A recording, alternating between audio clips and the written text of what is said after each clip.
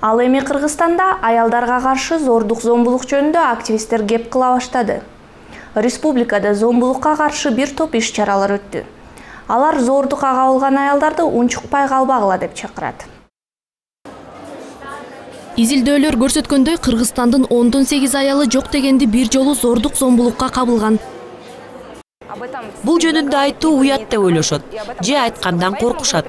Андыктан көргөзмөнүн аталышы да ошондон келип чыкты. Бул иш-чарага кыргызстандык белгилүү айымдарды чакырдык. Алар өз пикирин айтуудан коркпойт, уялбайт жана жанындагыларга үлгү боло алат. Алар зордук-зомбулукка кабылган бардык аялдарды колдоп, ал жөнүндө ачык айта алат. Журналист Айгүл Аджиева өз репортажында зордук-зомбулук темасына бир нече жолу кайрылган. Унчукпай калба, коркпо деген фото көргөзмөсү зордук курмандыктарына болгон чакырык.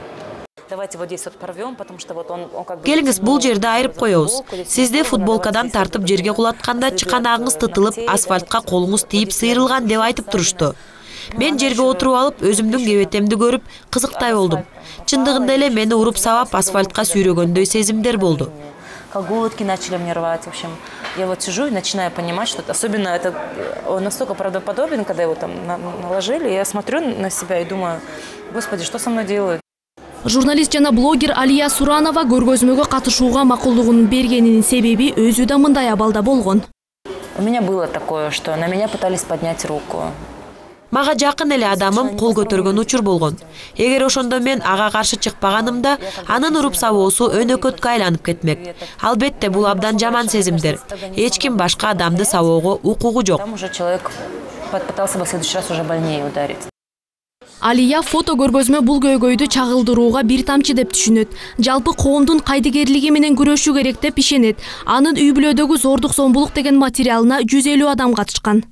Алыска айылдарда эле аялдарды урат деген пикир бар. Ал эми шаардык аялдар эрктүү, эч нерседен коркпойт деп ойлойбуз. Көрсө андай эмес экен. Өзүн аттагысы келбеген аялдар бизге жазып жиберишет. Анда билимдүү, бир нече тил билем, шаарда жашайм, бирок күйөөм урат. Өзүм юристмин, бирок үй бүлөдөгү чыр-чатакты коомго алып чыккым келбейт деп жазат. Мен үчүн бул абдан таң калыштуу болду. Демек баары жетиштүү болгон аял дагы мындай абалда калат турбайбы? Вообще в этом транзитном доме я уже 4-5 месяц. Гүлмира жогорку билимдүү, жумушу да бар. Бирок ошого карабай күйөөсүнүн уруп сабоосуна 15 жыл чыдаган. Балдары менен каачылык борборуна кетип калышынын себеби күйөөсү мас болуп келип, кичинекей кызын уруп койгон. Да, он когда не пьяный. Соо кезинде андан алтын киши жок. Балдарды карайт. Бирок мас болуп калса эле баарын сөгүп, урушуп, сабап кирет. Соо болсо өзү мастарды жактырбайт. Ну как так можно, чтобы мужчина мог материть там или бить свою дочь?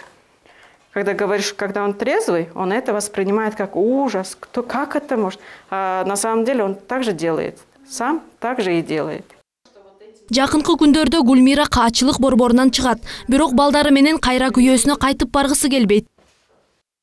Многие женщины, да, возвращаются, конечно. Көп аялдар кайтып келет.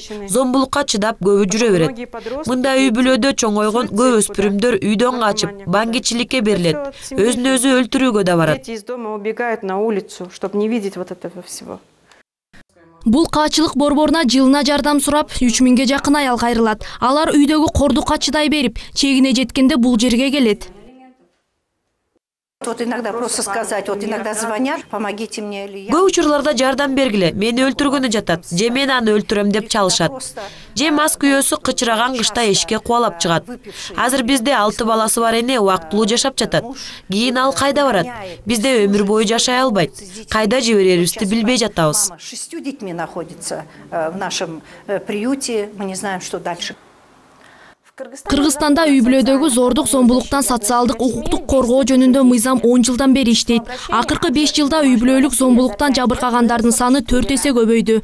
Бирок сотко чейин аз эле бөлүгү жетүүдө. Өлкөдө үй бүлөлүк зомбулук учурлары өз чегине жетти. 2012-жылы өлүм менен коштолгон 12 учур катталган. Анын негизги себеби коомдун кайдыгерлиги.